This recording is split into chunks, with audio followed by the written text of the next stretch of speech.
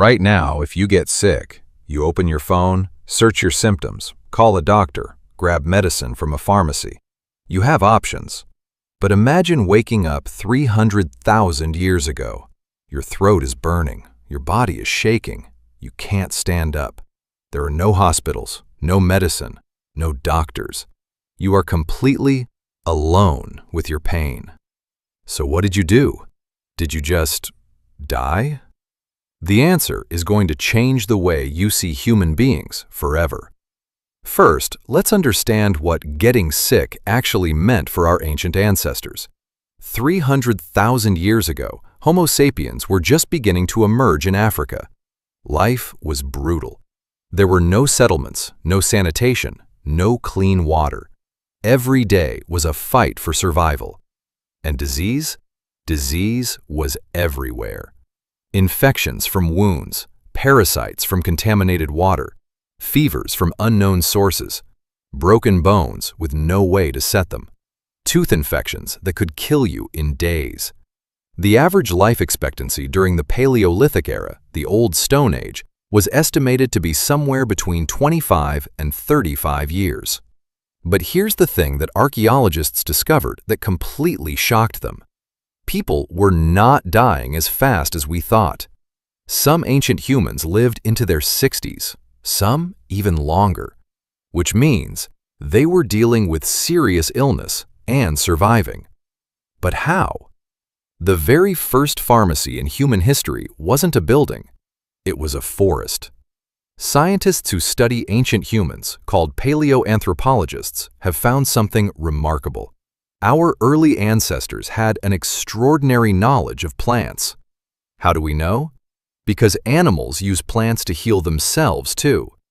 Chimpanzees, our closest living relatives, have been observed chewing on the leaves of Vernonia amygdalina when they feel sick. This plant has powerful anti-parasitic properties.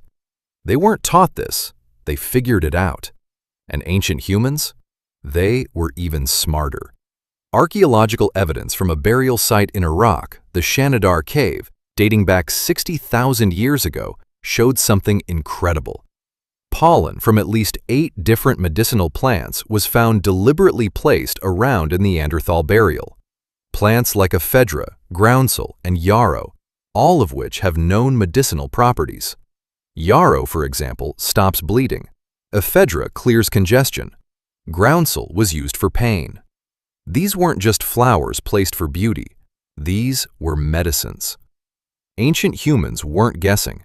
They were experimenting, observing, and learning over thousands of generations. They built a pharmaceutical knowledge base with no books, no chemistry, no schools, just survival. And some of their discoveries? Modern science is still catching up to them.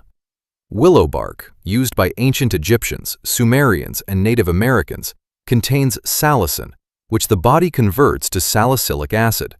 That's essentially aspirin. We only synthesized aspirin in a lab in 1897. Ancient humans were using it thousands of years earlier. But plants alone weren't the whole story, because ancient humans didn't just see sickness as a physical problem. They saw it as a spiritual one. For our earliest ancestors, there was no separation between the body, the mind, and the invisible world. Illness was a sign, a message, a punishment, or a warning from forces beyond the seen world. And the person who could bridge both worlds, the healer and the spirit realm, was the shaman. The shaman was arguably the most important member of the community. Part doctor, part priest, part psychologist. They performed rituals, chanted, used smoke, drums, dance, and trance states to try to heal the sick. And here's something fascinating. Some of what they did actually worked. Not because of magic, but because of the mind. What modern medicine calls the placebo effect, the power of belief to trigger real physical healing, is one of the most documented phenomena in medical research. When you believe you're being healed, your body produces endorphins, reduces stress hormones like cortisol, and can genuinely fight infection more effectively. Ancient shamans were triggering this effect without knowing what it was. They were, in a very real sense, hacking the human nervous system with ritual and ceremony. And there's another element that modern research has confirmed: community. When the sick person was surrounded by their tribe, singing, praying, caring, their recovery rates were measurably better. We now know that social isolation suppresses the immune system. Connection heals. Ancient humans figured that out too, not with data, with love. But let's not romanticize this too much, because the truth is, many times, nothing worked. A simple infected tooth could kill you. A cut that got infected. Childbirth. A broken leg. Dysentery from bad water. Archaeologists have found skeletons showing evidence of ancient surgeries. Trepanation, the practice of drilling holes in the skull to release evil spirits or relieve pressure in the brain. Some of these skulls showed healed bone tissue around the hole, meaning the person survived the surgery. But many didn't. Many people suffered. Many died slowly. Many watched their children die of fevers with no way to stop it. That's the part of ancient history that's easy to forget when we talk about natural medicine and ancestral wisdom. The truth is, ancient humans lived in a world of enormous medical suffering. And they did what all humans do in suffering. They coped. They adapted. They tried everything they could.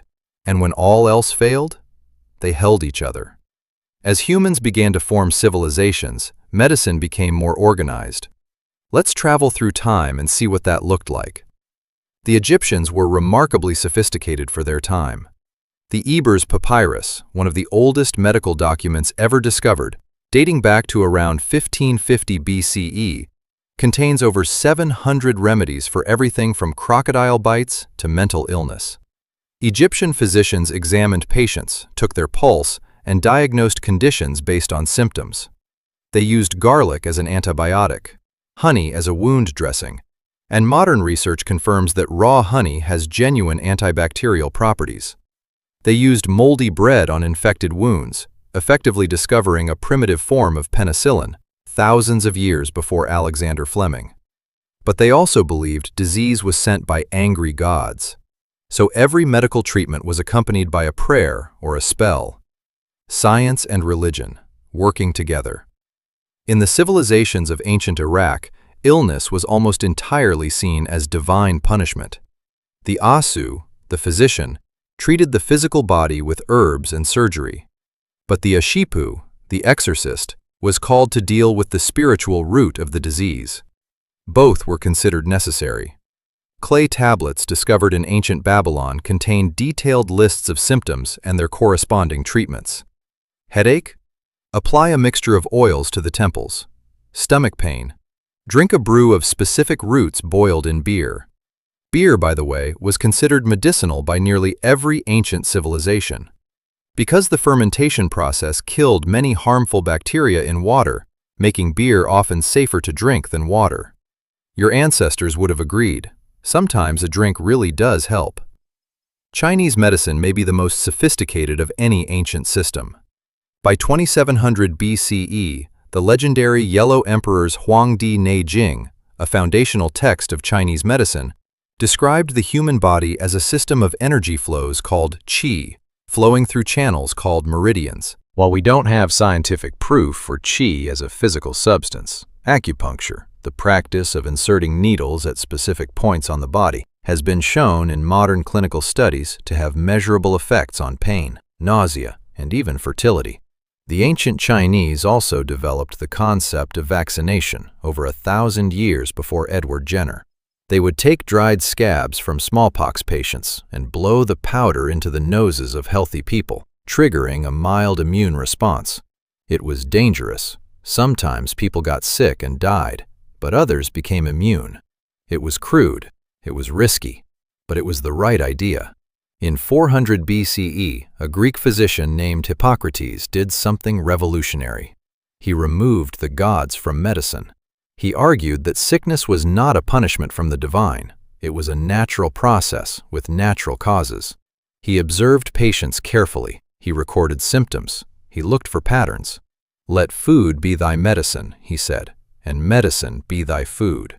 He created the Hippocratic Oath, the idea that doctors have an ethical responsibility to their patients, an oath that doctors still swear today, 2,400 years later. Hippocrates wasn't always right. He believed in the four humors, the idea that disease came from imbalances of blood, phlegm, yellow bile, and black bile. Bloodletting, draining a patient's blood to restore balance, became one of the most common medical procedures in history. It probably killed more people than it helped. But the principle, observe, reason, record, test, that principle was the beginning of science itself. So, after all of this, what have we learned? Here's the thing that strikes me most. Ancient humans, with no education, no technology, no scientific instruments, figured out that plants could heal, that community matters, that the mind affects the body, that cleanliness prevents disease, that surgery is sometimes necessary. They figured all of this out by watching, trying, failing, and trying again, for hundreds of thousands of years. And some of what they discovered we abandoned in the modern era, only to rediscover it centuries later. Honey, turmeric, fasting, meditation, social connection. These aren't alternative medicine trends. They are some of the oldest medical tools in human history, now being validated by clinical research. Ancient humans didn't know about germs, viruses, or DNA, but they knew how to observe the world. They knew how to survive. And maybe most importantly, they knew that healing was not just something a body does alone. It's something a community does together. Think about this the next time you get sick. Somewhere in your evolutionary past, tens of thousands of years ago, an ancestor of yours lay in a cave, shivering with fever, with no medicine, no doctor, no guarantee they would survive. And someone sat beside them, maybe a parent, a partner, a tribe member. They crushed herbs, they sang, they held them through the night. That person survived, and their children survived, and eventually, you were born. The fact that you exist right now is proof that somewhere in the chain, the ancient medicine worked well enough. The community loved hard enough. The human body fought strong enough.